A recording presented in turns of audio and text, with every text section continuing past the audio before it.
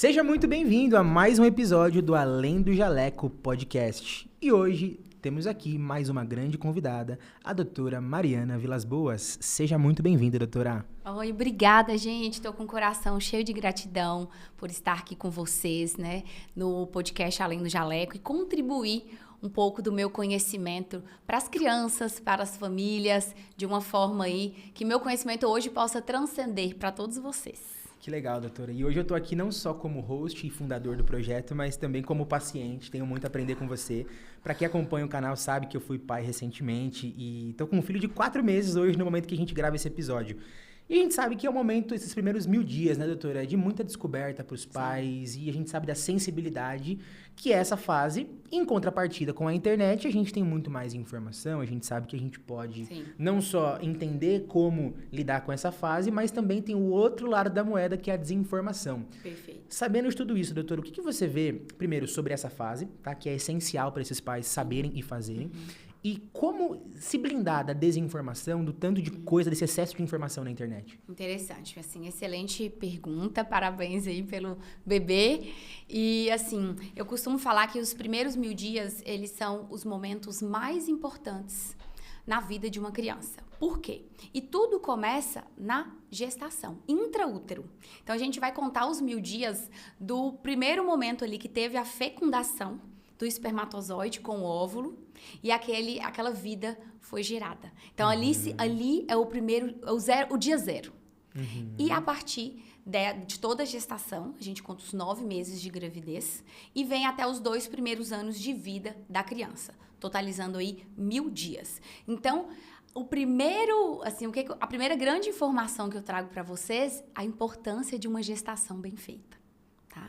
Muitas vezes, a mãe não se prepara antes de engravidar, o pai não se prepara, não prepara no sentido de nutrição adequada, suplementação adequada. Muitas vezes vem já engravida uma mãe com uma certa inflamação crônica, com algum problema de saúde, uma desnutrição, e isso vai impactar ali na geração dessa vida intraútero.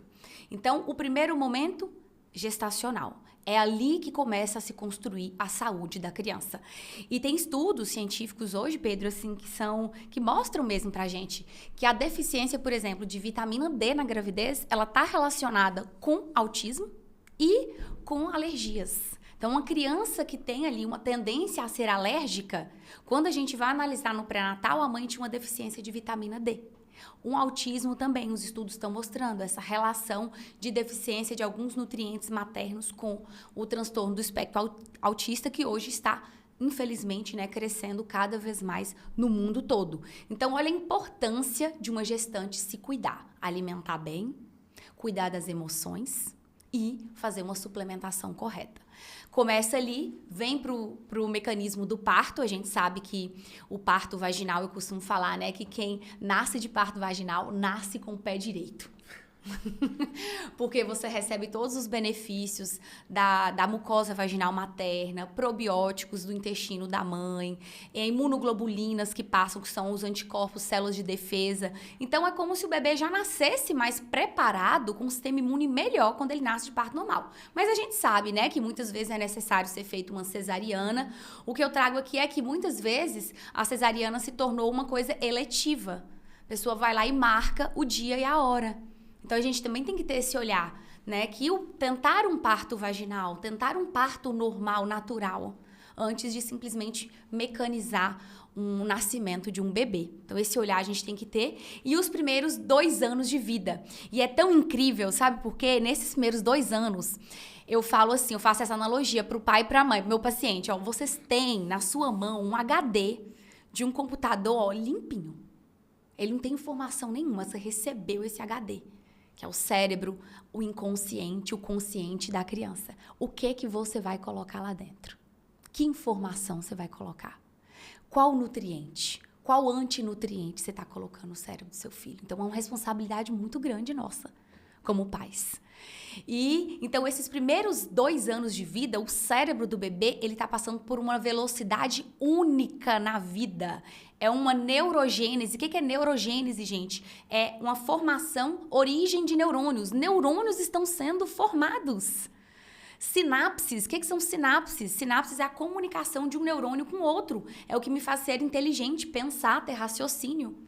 Então, a velocidade única, em nenhum momento da sua vida você tem tanto neurônio sendo formado e tanta sinapse e conexão como nos primeiros 2 anos de vida. Então, tudo que entra de forma positiva eu vou potencializar, ou seja, tudo que eu coloco ali de bom vai ser maravilhoso. Eu vou potencializar a formação de neurônio da inteligência do meu filho. Então, eu vou fazer um cérebro mais forte, mais saudável, mais inteligente.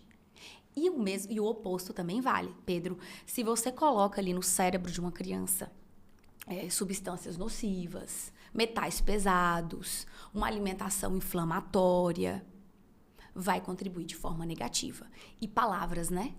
Palavras, como eu já citei aqui no início, emoções. Então, 95% da nossa mente é inconsciente. E tudo é armazenado até os 7 anos de vida. O meu inconsciente é formado dos 0 a 7 anos, que é a minha primeira infância. Na minha opinião, é o momento mais importante da vida de um ser humano. Porque tudo é o HD. Tudo que entra ali fica gravado como uma crença limitante, como uma situação, às vezes, de ruim, negativa, que você vai lidar ali no futuro e nem sabe por quê, que você tem aquele jeito de ser. Às vezes você escutou ali os seus 7 anos de vida do seu pai, que você é um menino chorão, que você é um menino fraco, e você começou a segurar a emoção. E você aprendeu a se calar. Você vai guardando, a criança vai guardando esses sentimentos até os 7 anos no inconsciente. E aí, só que o inconsciente é 95% da mente, ele manda em tudo. E aí vem, lá na vida adulta, você não sabe por que tá com depressão, por que o adulto tá com bipolaridade, por que ele tem um isolamento social, por que ele não tem uma convivência boa. Então, tudo começa na primeira infância. Então, os 2 anos iniciais da vida de uma criança para a formação de cérebro. Então, eu tenho que garantir nutrição adequada, suplementação adequada, evitar colocar coisas ruins no organismo dessa criança, metal pesado, alimentação inflamatória e ter atenção para as emoções. O que eu falo com meu filho, como eu estimulo ele a ser um ser humano melhor, porque o inconsciente é formado essa memória toda dos 0 aos 7 anos. Então, esse é o principal, assim, ponto pra gente começar aqui essa conversa, porque vai mudar toda a vida do ser humano, né? Que incrível, doutora, essa percepção mais profunda, né, do que tem por trás ali de uma consulta, de um atendimento. E me gerou muita curiosidade, doutora, entender um pouquinho mais do que te instigou, do que te levou a estudar sobre isso. Se você pudesse contar pra gente um pouquinho mais, pra quem tá em casa também, como que foi essa trajetória, o que te motivou a não só ser médica, mas também a pediatria e essa visão que eu diria que é complementar, né? Porque isso traz muito mais clareza para o pai de que muitas vezes o que ele olha como sintoma, não adianta eu não ignorar, né, de fato o que está por trás disso. Então, o que te motivou? Conta pra gente um pouquinho da sua trajetória. Então, vamos lá. Eu costumo falar o seguinte, que depois que eu me tornei mãe, eu me tornei uma pediatra melhor, uma profissional melhor. Porque eu consigo entender o que a mãe sente lá no fundo do coração dela. Cada angústia, cada medo, cada preocupação, aquela culpa materna, né? Aquela famosa frase, nasce uma mãe, nasce uma culpa, nasce um medo. E porque a maternidade, a paternidade, ela não vem com manual de instruções, né? Então, depois que eu me tornei mãe, com certeza o João Antônio me fez uma profissional melhor. E aí eu me formei, né, em pediatria, em medicina, e fiz pediatria. Só que hoje eu trabalho com a medicina integrativa funcional, que ela olha o paciente como um todo. A medicina integrativa, diferente da medicina tradicional cartesiana, a medicina integrativa, ela olha o paciente todo, ela não separa cérebro de coração, de intestino, de pele, de olho. Afinal, nós somos uma grande máquina interconectada, não tem como você separar o cérebro do coração, do intestino. Isso não é medicina de verdade. A medicina verdadeira, ela tem que olhar o paciente como um todo. Então, ao encontrar a medicina integrativa, eu pude ter respostas que antes eu não tinha na medicina tradicional. Porque eu só estudava, eu tinha uma criança com problema de pele, E aí eu tenho que caminhar pro dermato.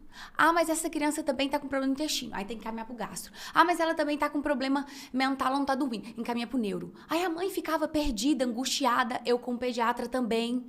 E aí foi um momento que eu costumo até falar que me deu uma crise existencial. Eu falei assim, gente, eu não fiz pediatria pra isso. Eu não conseguia ver meus pacientes melhorando mais. Eu chegava num limite de dar remédio e não tinha mais o que fazer.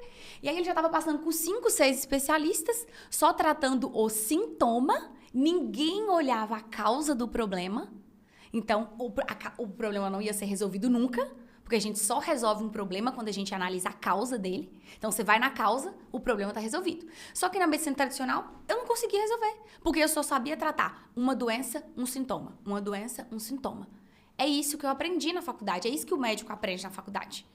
Então, aquilo me deu uma angústia. E eu costumo falar que Deus foi muito bom na minha vida toda. Ele sempre vai me conduzindo. Eu sempre entreguei minha vida, tanto pessoal como profissional, nas mãos de Jesus. Eu sou muito católica, muito religiosa. E eu sempre entreguei minha vida nas mãos dele. E eu falei, meu Senhor, me mostra o que é que eu preciso fazer. E aí foi quando um amigo, eu falo que ele não é um amigo, ele é um anjo. Ele falou, não, você, Mariana, você tem que fazer a especialização, no caso, né, de medicina integrativa, com o Dr. Laí Ribeiro. Que eu falo assim, Pedro, foi um portal que eu atravessei na minha vida. Eu sou eternamente grata à vida do Dr. Laí, porque ele me ensinou, ele trouxe respostas que eu não tinha. E as respostas que ele me trouxe, eu vi reverberar na vida dos meus pacientes. Eu vi paciente melhorar, eu vi alergia ser curada, eu vi autista que estava ali num nível já de extremo, né, gravidade, reverter, começar a falar e não ser autista mais. Vi criança a curar imunidade, a parar de adoecer. Então, eu fui vendo que tinha solução para tudo. E a medicina, aí foi quando a minha vida realmente mudou. Quando eu consegui olhar o meu paciente como um todo, tratar ele, né, de forma completa e sempre na causa. E não esquecendo do princípio básico. A saúde, a gente tem que ter um equilíbrio entre corpo, mente e espírito. Tem que estar os 3 alinhados, tanto na vida dos pais quanto na da criança. Porque a criança é um reflexo do pai e da mãe. A criança é um sintoma do ambiente que ela vive. Então, nós pais, temos que olhar para nós mesmos. Então, aí a medicina integrativa também me transformou num ser humano melhor, além da maternidade. Legal. Então, é isso que eu vivo hoje, que eu passo meus pacientes. E, graças a Deus, nós estamos conseguindo aí grandes vitórias. Legal esse último gancho que você trouxe, doutora, de as crianças serem os sintomas ali, de muitas vezes, de um desequilíbrio, né? De repente, de um problema real dos pais. Sim. Como que você costuma resolver esse tipo de problema quando você percebe que existe um desalinhamento, existe um problema que vem dos pais? É ignorar o sintoma? Ou imagino que não, mas assim, até Sim. que ponto você vai encontrar esse eixo de, é a criança, é os pais, é tudo? Como que você costuma tratar esse tipo de caso? Perfeito, perfeito. Então, assim, na minha prática clínica, né, do consultório, eu costumo até falar, tem muitas consultas que eu faço para a mãe, não é nem para a criança. A consulta inteira é para a mãe. E, assim, tem que ter uma sensibilidade, sabe, Pedro? A gente tem que ter uma sensibilidade para sentir aquela família, sentir o coração daquela mãe. Isso diferencia um médico que só prescreve protocolo de um médico humano. Então, a gente tem que olhar para as pessoas, olhar para a alma delas, olhar para o coração. Então, quando eu vou atender um paciente, eu olho além. Eu não vejo só olhar aquela queixa. Eu olho para aquela mãe, eu pergunto da história de vida deles, como é que é a história familiar. Eu tento entender como que tá aquela dinâmica que a criança, como que a criança nasceu, como que ela veio ao mundo. A primeira pergunta que eu faço para os pais, sabe qual que é? Qual? Seu filho foi desejado ou não? Aí eu já escuto. Não, doutora, não foi. Não foi planejado. Nossa, o dia que eu descobri a gravidez, eu levei um susto tão grande que eu chorei 3 meses. Então, a emoção passa. Então, ali, eu já senti. Diferente, às vezes, de uma mãe que fala, nossa, eu fiz inseminação artificial para ele nascer. Ele é a coisa mais importante da minha vida. Não que a mãe que não queria engravidar, ela não ama igual. Mas o que eu quero chegar aqui? Em emoção, em sentimento. Porque voltando lá no gancho da gestação, O bebê, Pedro, ele não escuta o que a mãe fala, o que o pai fala. Ele sente a vibração da palavra, a vibração da emoção da mãe. Tudo que a mãe sente no coração dela, ela vai emitir aquilo em forma de vibração e vai passar para o bebê. Através da placenta, do cordão umbilical, das emoções. O feto está 100% conectado com a mulher, com a mãe. Então, ele sente totalmente a energia e a emoção da mãe. Então, por isso que esse é o primeiro ponto. Quando uma mãe me fala isso, que a gravidez não foi como ela queria, que ela ficou com medo, é impressionante como que a criança tem sintomas decorrentes disso. É uma criança geralmente mais apegada, uma criança que tem problema no desfraude, uma criança que tem problema que só quer dormir na cama do pai e da mãe, uma criança que demorou a desmamar, que tem dificuldade para sair do peito materno. É como se gerasse um instinto de apego, de medo de perder. Que aquela criança sentiu uma emoção, ou até o contrário, por exemplo. Antes, eu vou falar meu relato pessoal aqui, um pouquinho para você. Antes de eu ter o João, eu tive 3 perdas gestacionais. 3 perdas. Então, até um momento eu falei, meu Deus, será que não é para eu ser mãe? E o João veio na minha vida de um milagre. E assim, quando eu estava grávida, eu senti medo no meu coração. Eu sentia medo de perder ele. Mas eu tentava confiar que foi Deus que me deu aquele presente. Deus falou para mim. Então, eu me segurava muito, mas no fundo eu senti um pouco de medo. E assim, João Antônio, ele foi um bebê muito apegado comigo no início. Então, como que se ele tivesse sentido mesmo a minha emoção. Então, eu vejo muito isso. Então, assim, o médico, Pedro, ele tem que ter esse olhar humano. Ao cuidar de um ser humano, seja apenas outro ser humano. Ao tocar uma alma, seja uma alma tocando outra alma. Então, a gente tem que ter essa sensibilidade, essa entendimento sobre emoções. E isso vai reverberar, vou responder na sua pergunta, né? Então, como que eu identifico? Então, eu já começo identificando ali, já na gestação, fazendo essas perguntas. Como que foi o parto? O momento que a gente nasce é o momento, gente, o momento que o bebê nasce é o momento mais traumático na vida do ser humano. Você sabia disso? Sim. Traumático, é um trauma, é um estresse. Do nada ele saiu. Ainda mais aí você pensa quando um parto que não é natural, né? Do nada tirou o bebê da barriga da mãe. É um estresse grande, ele começar a respirar, ele começar todo o organismo dele ele funcionar fora de um ambiente. Então é um momento traumático para o bebê. E como que foi vivido esse momento? Eu pergunto para os pais. Como que foi vivido o parto do seu filho? Qual a lembrança que você tem do parto? Como foi para você essa experiência? Foi maravilhosa? Foi o melhor dia da sua vida? Aí tem mãe que fala, doutora, meu Deus, foi sofrido demais. Nossa, foi muito sofrido. Ele foi separado de mim. Ele foi para UTI. Ele ficou internado, ele não encostou no meu peito, que tem a golden hour, que é a hora de ouro. É fundamental o bebê, ao nascer, gente, ele ir em contato pele a pele com a mãe, com o pai. Mamar ao seio materno na primeira hora de vida. Isso garante vínculo, amor, um apego seguro, melhora a imunidade da criança, questão emocional. Os benefícios são inúmeros. E muitas vezes esse bebê não teve isso. Então, é outro ponto que vai impactar aí de forma negativa, né? Pode desenvolver até questões imunológicas e emocionais. Então, a gente vai construindo uma narrativa ali na consulta, nesses momentos principais. Aí vem até os 2 anos, se a gente teve algum momento traumático na vida dessa criança. Mudou de escola. Trocou de babá. O pai teve algum problema em casa que desestruturou financeiramente a família. Um exemplo. Morreu alguém. Nasceu um irmão, o nascimento de um irmão é pesado pro irmão mais velho também. Muito. Eu sou a irmã mais velha, tá? Eu amo minha irmã. Mas assim, você é filho mais velho. Eu sou mais velho. Então isso mexe com nossas emoções. Mexe toda a dinâmica, né? Toda a atenção que você tinha, já não é mais só sua. Não é. É diferente. E aí entra o papel do pai e da mãe pra saber lidar com isso. Saber dosar, não esquecer que tem outro filho, né? E aí vem aquela coisa, pai e mãe não vem com manual de instruções. A gente não recebe, não tem, gente. O filho não vem com um manualzinho de instruções do lado. Então, são erros, acertos, e aí cabe a gente buscar, igual você falou, buscar o conhecimento verdadeiro. Igual eu busquei na medicina integrativa.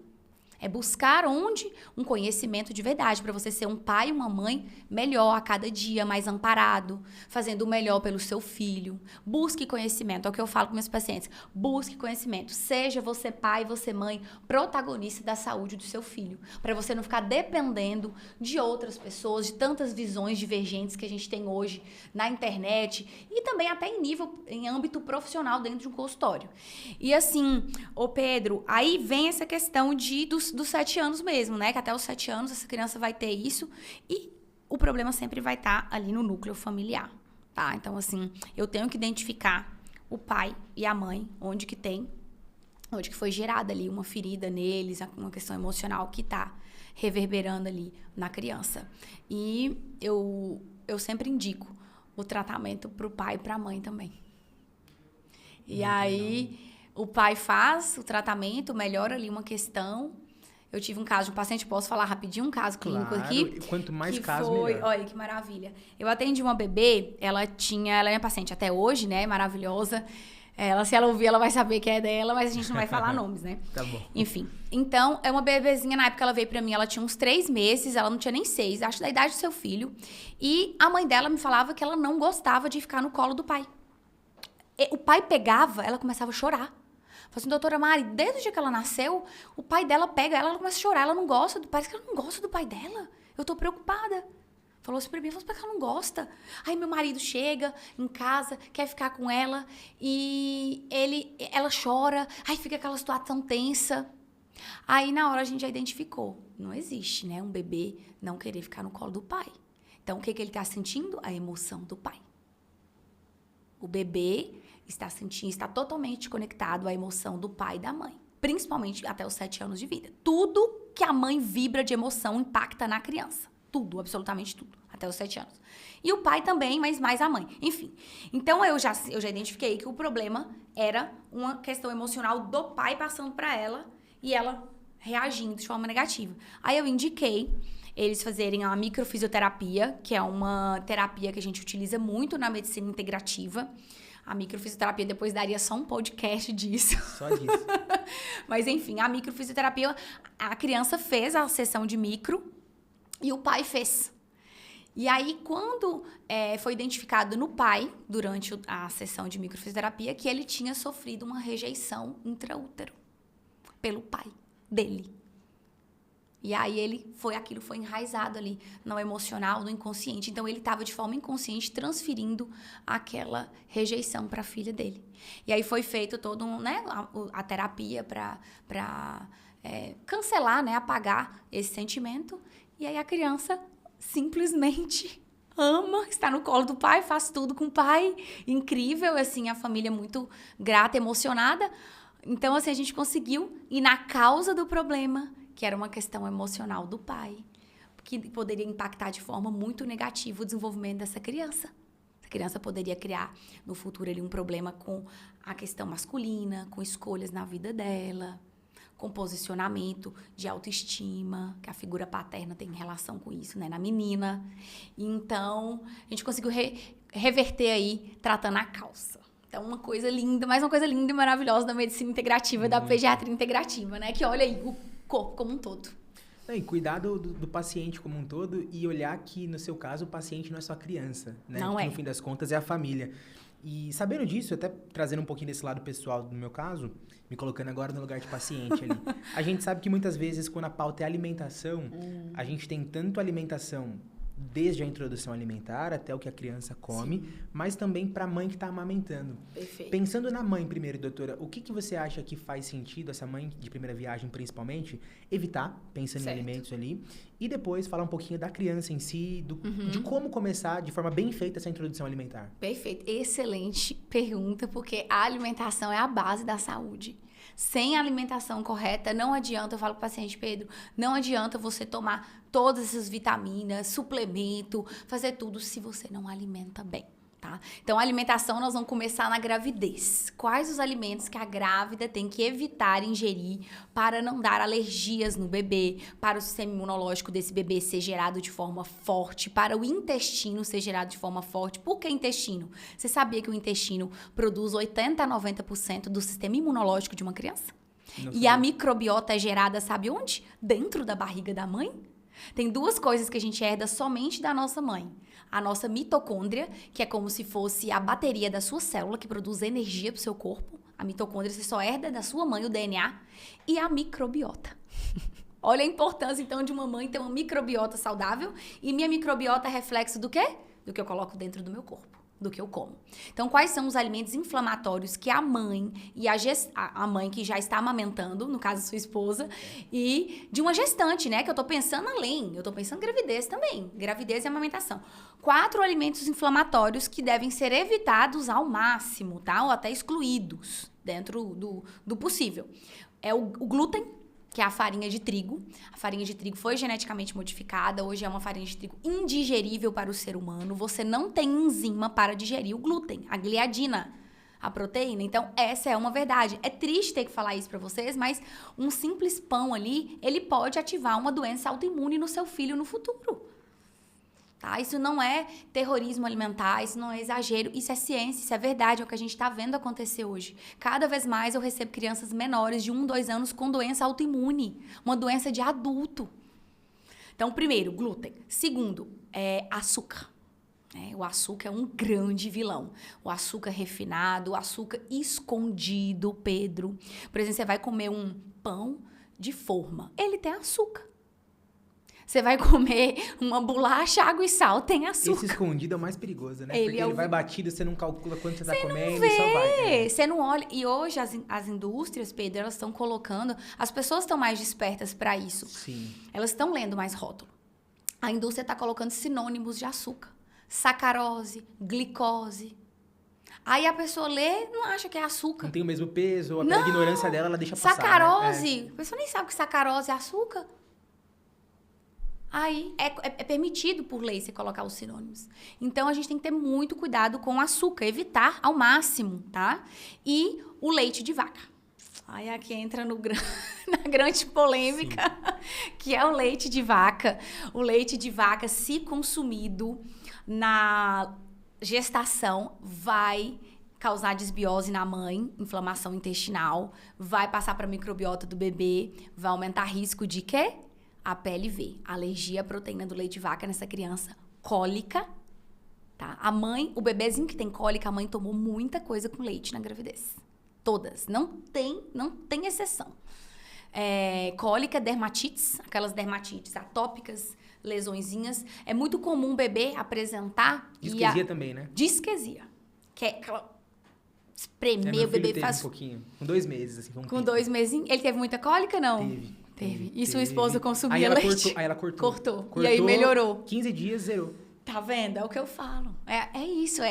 São casos reais, fatos reais. Isso aqui não é terrorismo alimentar, é verdade. E ó, eu vou te contar uma história aqui. Minha esposa, quando ela era criança, e aí isso foi mais de 20 e poucos anos atrás,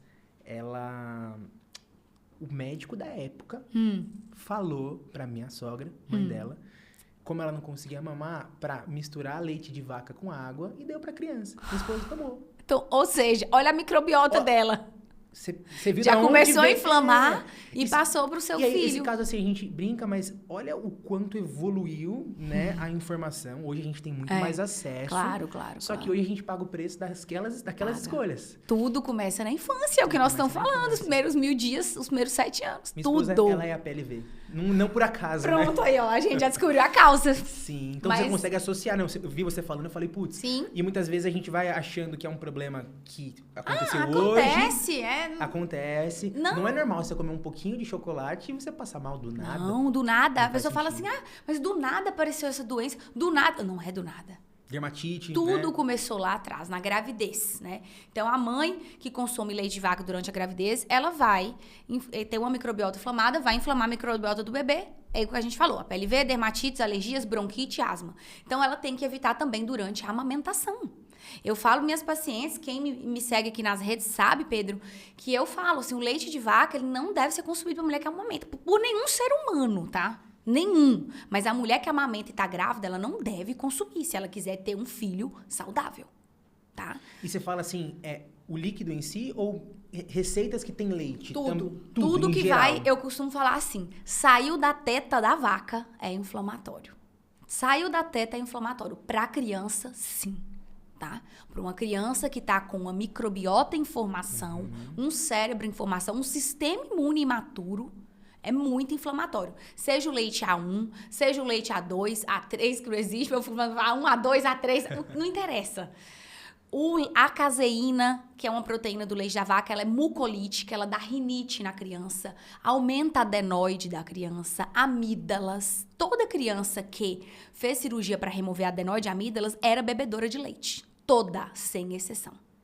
Otites de repetição, que é aquele pus no ouvido, bronquite, crise de chiado, asma, falta de ar, tudo ocasionado aí com a participação da caseína. Lógico que não é só a caseína, aí vem de um intestino que foi mal formado, uma criança desnutrida, né, uma alimentação da mãe ruim, junta tudo, pronto, estoura uma doença alérgica, essa criança fica condenada a vida inteira a usar medicamento e falar que não tem cura, tá? Então, o leite de vaca em si, o queijo e os derivados que principalmente, que o pessoal gosta muito de dar pra criança e tomar e acha que é saudável, é o iogurte 2 ingredientes.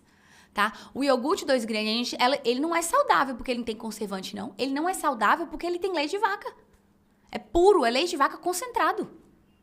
E é inflamatório a nível intestinal, a nível, igual eu tô explicando pra você, de produção de muco. Adultos, Pedro, com sinusite, rinite de repetição. Você tira o leite 30 dias, eu convido as pessoas a fazer um teste, tira o leite 30 dias da sua vida.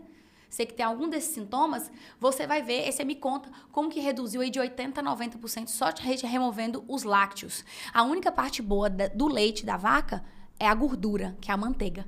Tá? Para quem não é alérgico, tá? Para quem é alérgico, não deve consumir nem a manteiga. Mas para quem não é alérgico, a manteiga, principalmente a manteiga ghee, Pedro, é uma manteiga clarificada, ela é uma manteiga rica em gordura, tá? Que é a única parte boa do leite da vaca. Então, o leite, para finalizar o terceiro alimento, né? Que deve ser evitado pela mãe, leite e derivados, né? Lácteos. E o de óleos vegetais, tá? O que é óleo vegetal? Óleo de soja, óleo de canola, óleo de milho, óleo de girassol, enfim, esses óleos de sementes, tá? Esses óleos, Pedro, eles causam uma oxidação no meu organismo quando ele frita. Quando você aumenta uma temperatura acima de 100 graus, esse óleo oxida. O que é um óleo oxidar? Imagina uma gasolina quando sai no cano de descarga do carro. Não sai, às vezes, um cheiro? É aquilo, uma gasolina queimou. Imagina aquilo dentro de você. Um óleo. Então, aquilo vai inflamar a sua célula dia após dia. E é uma inflamação crônica, silenciosa. Ela não causa sintoma. Nada. A pessoa fica ali anos. Aí, com 50 anos, do nada, ela tem um AVC. Aí, com 50 anos, do nada, ela infarta. Aí, com 50 anos, do nada, ela tem um Alzheimer. Mas começou, ó, todos os dias comendo olhinho na comida e oxidando, inflamando de forma silenciosa o organismo. Então, quais os óleos que as pessoas devem cozinhar, né? Já respondendo, já pegando o gancho. É o óleo de coco, tá? Que é excelente, pode fritar no óleo de coco. E a gordura animal, tá? Nós somos feitos para comer animal. Nós não fomos feitos para comer vegetal. Nós somos o topo da cadeia alimentar. Deus nos fez para comer animal. Nossos ancestrais saíam para caçar. Os homens, eles saíam para caçar. Eles traziam para casa o quê? Caça. Animal, gordura, carne, proteína. Então, tem que comer proteína e gordura animal. Gordura de boi, sebo bovino para cozinhar ou a banha de porco, tá? A banha de porco é uma excelente fonte de gordura boa. Ela não oxida, não inflama e pode ser utilizada desde a introdução alimentar. Respondendo a sua pergunta. Então, aí a gente remove glúten, açúcar, leite e os óleos. E também os óleos estão escondidos onde? No pão de forma. Na bolachinha. Tudo. Tá lá escondidinho o óleo. Então, é complicado, né? A pessoa fala, doutora, eu vou comer o quê? Coma o que Deus fez, como o que tem na natureza. Então, o que seu filho tem que comer? O que você tem que levar para sua casa? Pedro e todos os pais e mães que estão assistindo. Comida de verdade. Comida que nutre o seu cérebro, a sua célula, o seu intestino, que te faz ter saúde e longevidade. Porque a longevidade saudável começa onde? Na infância. Não tem como você ser um adulto ou um idoso saudável se sua infância não foi. Então, por isso que a pediatria integrativa não é puxando sardinha pro meu lado, não. É a especialidade de ouro, porque sem ela, nenhuma outra vai funcionar. Faz muito sentido, muito sentido. A gente olhar pro todo, né? Porque, no fundo, a criança, ela vai ter o hábito do que comer aprendendo com os pais, né? O quanto, na sua visão, doutora, essa questão do pai pesar isso na consciência, no sentido de... Porque eu falo por mim também, antes de ter filho, às vezes ali um casal sem filhos, jovem, muitas vezes tem dias que você tolera comer algumas coisas que agora com crianças, você fala assim, tá, e quando ele começar a comer, eu vou pedir isso pra comer, será? Exatamente. Você se provoca a olhar por esse ângulo. Essa mudança, assim, você vê como... Lógico, é natural, mas... Até que ponto faz sentido ter esse respiro na rotina de comer ali alguma coisa gostosa, mas também sem abrir mão da longevidade, desse lado também de ser exemplo para a criança? Perfeito. Então, é criar uma base sólida, que começa na introdução alimentar. Tá? Então, você vai ser o exemplo. Eu falo para os pais, introdução alimentar... O pai é o exemplo.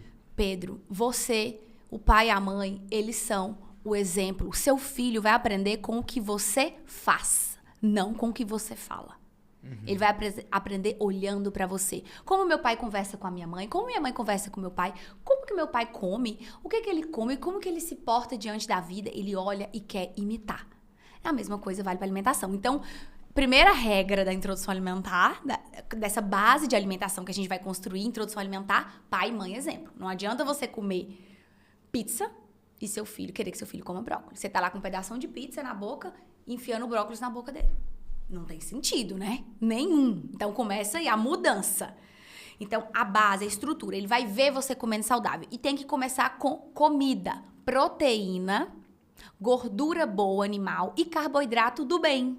Que nós vamos tirar a farinha branca. O que a criança vai comer? Mandioca, batata doce, mandioquinha, abóbora, esses outros tipos de carboidrato. Farinha de mandioca, farinha de arroz, farinha de amêndoas.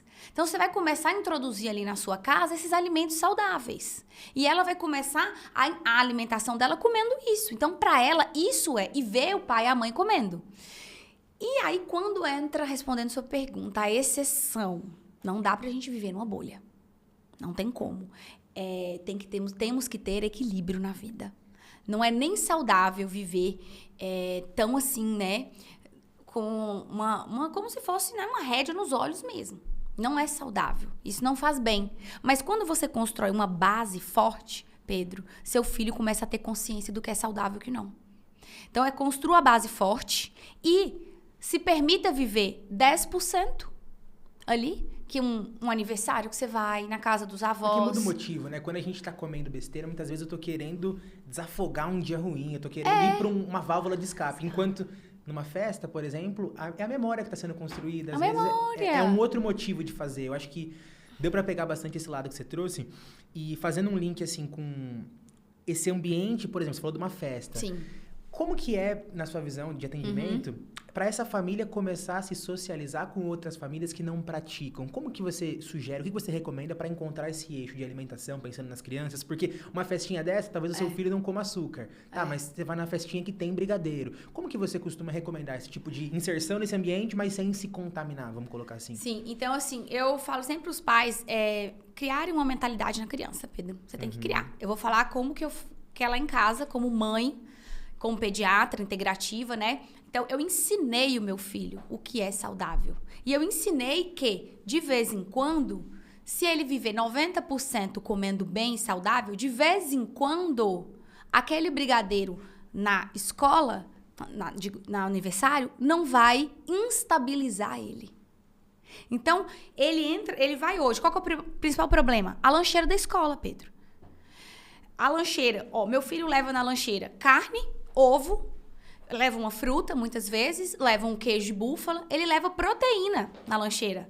Que criança que leva isso na lancheira? Como é pra ele isso, de então, certa forma? Aí, como eu construí já na mentalidade dele que isso é o saudável, ele vive isso lá em casa 24 horas por dia. É o que eu falei desde a introdução alimentar. Você tem que criar essa visão de vida no seu filho. Lembra que você tem um HD limpinho? Sim. Então, eu coloquei informações de saúde na mente dele. Então, ele vê uma lancheirinha do colega com Oreo, com Todinho, com Fini. Ele não pega. Ele chega e fala, ai, mamãe, meu coleguinha levou óleo hoje, você acredita? Ai, mamãe, o que faz? Pois é, meu filho, mas ele ainda não tem esse conhecimento. Tá tudo bem, você sabe como é alimentar bem. Então, ele não tem nem a vontade de comer, porque ele sabe que faz tão mal, ele não tem nem vontade de colocar uma bolacha óleo na boca. Entendeu? Porque pra ele o certo é comer carne, comer proteína, comer ovo, comer pão sem glúten. E é o exemplo, né? É o exemplo, entendeu? Você começa a fazer isso, Pedro, desde os 6 meses. Hoje meu filho tem 6 anos. Aí ele vai no aniversário, eu libero ele comer um brigadeiro, um docinho. E o que é que eu dou de dica pros pais também? Faça um lanche antes de ir pro aniversário. Melhor coisa. Faz um pra lanche. Para não ser o seu alimento. Você, na verdade, também só um petisco ali, alguma coisa. A criança vai ali, experimenta um brigadeiro e tudo. Pontual, vai na casa da avó, lógico, tem um Natal, um evento. Tudo bem, mas aquilo não é ali... uma vez no ano que vai estragar o seu ano, sim, né? E aquilo ali, Pedro, não vai instabilizar a saúde da criança. Então, gente, o que eu quero deixar de mensagem pro seu coração, para você, pai e mãe, é isso. Ensine o seu filho, crie essa mentalidade de saúde no seu filho desde o início. Desde os primeiros 6 meses de vida, com os exemplos no seu dia a dia, na sua prática aí com seu esposo, com sua esposa. Seja um exemplo, porque aí quando ele tiver esses desafios, ele mesmo nem vai querer. Ou vai experimentar e não vai ter graça. Ontem uma paciente falou pra mim, doutora, eu deixei ela experimentar um pedaço... De que foi, gente? Não sei se foi um suspiro. Uma gelatina, que ia ter no dia, não sei o que, das crianças lá, dia da água, uma gelatina azul. Aí a mãe, meu Deus, uma gelatina azul. Aí a mãe dela falou, não, eu vou deixar ela experimentar, todas as crianças vão. Aí disse que a criança experimentou e cuspiu. É muito doce, eu não gostei, mamãe. Não é natural, né? Não tá acostumada, o paladar é outro. Entendeu, Pedro? Sim. Então, não é pesado, porque mas você tem que fazer uma base sólida e bem feita. E quem tem crianças aí menores de 1 ano tem essa opção de começar aí do início. Mas criança, Pedro, ele consegue se adaptar à nova rotina. Tá? A criança é mais fácil que adulto, tá? Você tirar esses alimentos de um adulto é muito mais difícil que de uma criança. Porque quem compra, Pedro? O adulto. O adulto. Quem tem o cartão? Quem vai no supermercado comprar? O pai e a mãe. Eu falo, para de comprar. Ele gosta de Danoninho, para de comprar. Troca. E fazer trocas inteligentes, trocas de alimentos do mal por alimentos do bem. E aí, aos pouquinhos... Porque isso não significa perder o prazer, de certa forma, Isso, né? Que eu falo. Não deixe um peso na criança. Você não pode nunca mais comer bolo, não sei o quê, comer bolo de brigadeiro. Não fala assim, troca. Vamos fazer uma receita juntos? Vamos fazer um bolo do bem com farinha de amêndoa, com leite vegetal, com um achocolatado de cacau. A criança participa e ela vai aprender que existem alimentos saudáveis e gostosos também. Entendeu? Fazer trocas e deixar leve o processo de mudança alimentar. Sempre leveza. Que legal. Eu acho muito bacana essa visão mais holística mesmo, né? Pensando na integrativa. E quando a gente olha, doutora, muito pro que você traz, né? A gente sabe que você hoje tem muitos projetos, né? Pensando nas redes sociais, pensando em aumentar o seu impacto e relevância. Eu queria que você contasse um pouquinho de como que você vem trabalhando para alcançar cada vez mais famílias hoje, né? Tanto pensando nas suas formações, comunidades e produtos hoje, estando aqui com a gente também no podcast, porque a gente sabe que esse trabalho é um trabalho que ele precisa atingir mais pessoas. Perfeito. E muitas vezes só com a consulta a gente não consegue ter esse impacto. O que você projeta aí para os próximos meses, anos? O que você tem para contar pra gente? Que maravilha, que bom. Assim, eu falo que o conhecimento, ele só é válido quando compartilhado. Né? Nós temos que compartilhar o conhecimento que eu aprendi. E isso eu aprendi com o meu mestre, o Dr. Lair Ribeiro. Ele que me ensinou. Compartilhe tudo que você aprende aqui. Então, eu comecei a entender que esse conhecimento não podia ficar só comigo. E na consulta, às vezes 1 hora, 1 hora e meia de consulta, eu não conseguia dar essa profundidade. Profundidade. Não é nem porque eu não quero, né? Pelo contrário, eu não consigo abordar, porque são tantas questões em uma consulta. Então, foi daí que surgiu aí no meu coração essa vontade de compartilhar cada dia mais o meu conhecimento, porque quanto mais conhecimento eu tenho, mais eu consigo multiplicar para as outras pessoas, né? É uma sinergia, né, Pedro? E aí eu venho com as minhas redes sociais, a gente lançou a Comunidade do Bem, que é um grupo onde eu dou aula para as mães, eu ensino elas a serem produtivas protagonista da saúde do filho delas. Então, a gente está com esse projeto muito lindo. São mães unidas, buscando conhecimento de verdade, informação. Lá a gente tem aula ao vivo comigo. Eu faço 3 horas de aula, Pedro, com elas. Fico até 11 horas da noite. E entrego todo o conhecimento que eu tenho no meu coração. Porque o meu desejo é ensinar, é passar para as pessoas esse conhecimento que pode transformar o quê? O futuro de uma criança. Então, a Comunidade do Bem, ela veio com essa força aí. Hoje a gente tem quase 200 mães na comunidade já engajadas nesse processo de conhecimento. Nas minhas redes sociais, onde eu estou sempre postando vídeo e lançando também produtos aí para os profissionais. Afinal, a gente tem que melhorar o atendimento das crianças. Os meus pacientes costumam falar assim, doutora Mari, tem que ter uma sósia sua, não tá, a gente tem que fazer um clone. Um clone seu, umas 5 doutora Mari, porque chega um momento que eu não consigo atender todo mundo, eu tenho minha vida pessoal também, né, Pedro? E assim, eu consigo atender um número X de pacientes. Então, com a internet, com os cursos, eu consigo ensinar mais pessoas. E essa pessoa que eu ensinei vai ensinar mais 10, mais 10, mais 10. De certa forma, multiplicadora de conhecimento. Essa é a minha missão, esse é meu intuito, é multiplicar meu conhecimento, transformar vidas, transformar pais, mães, deixar a maternidade leve e os profissionais de saúde, que é onde a gente vai atuar agora também, entrando para ensinar os profissionais a terem esse olhar, essa visão, para que eles consigam multiplicar todo esse conhecimento na vida de uma família, na vida da criança e na própria vida, né? Que o profissional tem que primeiro se cuidar para conseguir passar tudo. Então, nós estamos com vários projetos aí, lindos, e cada dia mais Deus tem nos abençoado, me abençoado com muito conhecimento, muita força, e só pessoas incríveis que entrando aí na minha vida. Só gratidão. Que legal. E eu vou pegar um gancho do que você falou aí, doutora, de conciliar as atividades, né? Como é para você hoje conciliar esse lado profissional, tanto de consultório quanto com esses projetos no digital, o seu lado esposa, mãe, os seus hobbies, como que você consegue equilibrar todos esses pratos aí para poder chegar nesse lugar? Ô Pedro, tem horas que eu acho que eu vou falar assim, gente, como que eu dei conta de fazer tanta coisa em um dia só?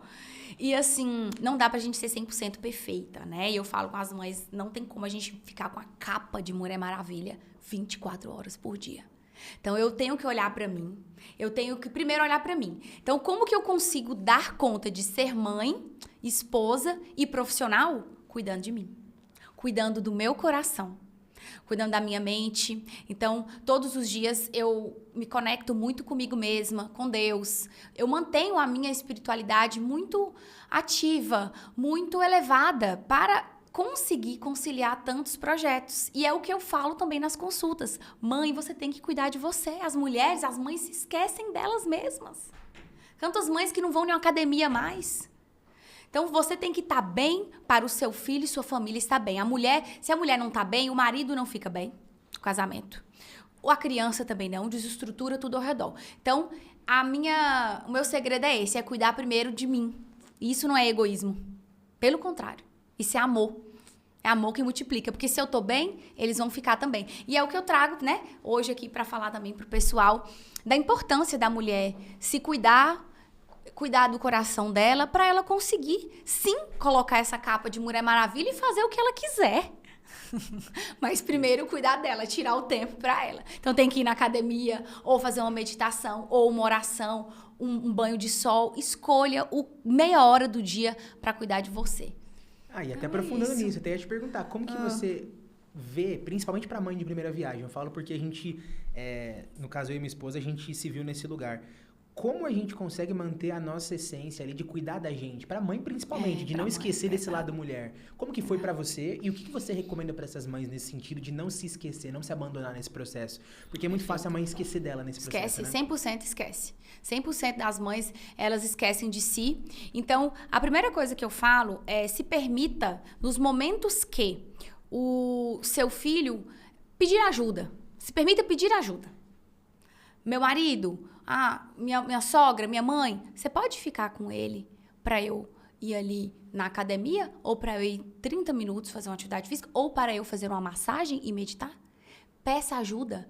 O que eu tinha dificuldade? Pedir ajuda. Eu queria fazer tudo. Eu queria eu dar banho, eu queria eu pôr para rotar, eu queria fazer tudo. E eu vejo muitas mães elas querem pegar o bebê e colocar debaixo da asa. Tem mãe que não deixa o bebê no colo de ninguém. E aquilo, o bebê sente isso. Sente! É o que a gente falou no começo. Isso, então se permita.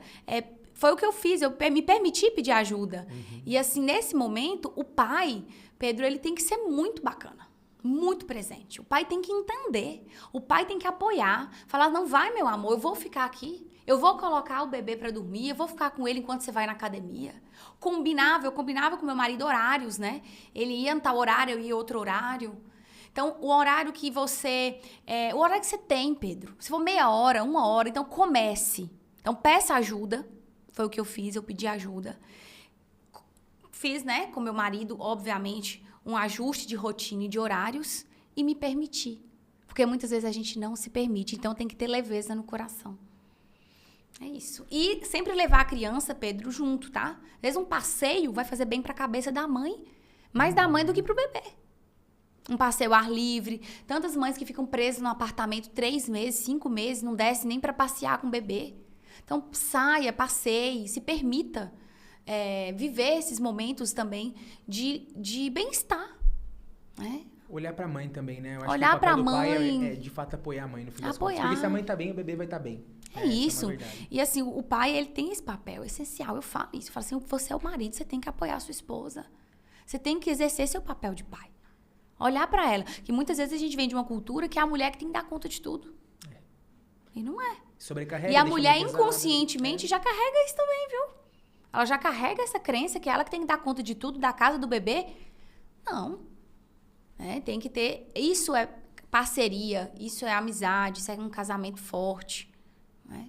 Tem que buscar viver isso na sua família, cada vez mais. Muito legal, eu falo até porque eu vivi isso e... eu imagino que agora você tá... mas ainda mais até pra quem é pai de primeira viagem, tá nesse lugar, é sempre uma nova descoberta, né? E eu acho que ter esse apoio, doutora, muito do que você trouxe aqui, essa informação refinada no sentido de... na internet você vê muita desinformação, então quando a gente chega de frente com alguém que realmente é autoridade e entende do assunto, é muito bacana.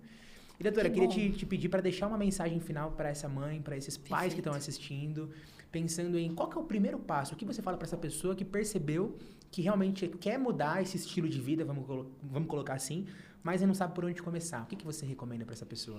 Primeira coisa, você tem que investir sempre em saúde para não tratar a doença. Mude pequenos hábitos no seu dia a dia. Pequenos detalhes no seu dia a dia, somados, vão fazer a diferença. Você não precisa fazer uma mudança radical. Então, comece trocando um alimento ali que a gente já citou. Comece mudando um hábito, fazer uma atividade com a criança.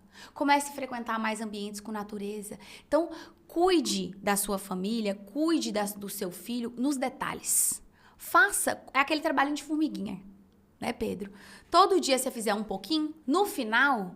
você vai ter um grande resultado. Não adianta a gente querer resolver tudo de uma vez, fazer tudo de um momento só. Tem paciente que fala, eu quero fazer...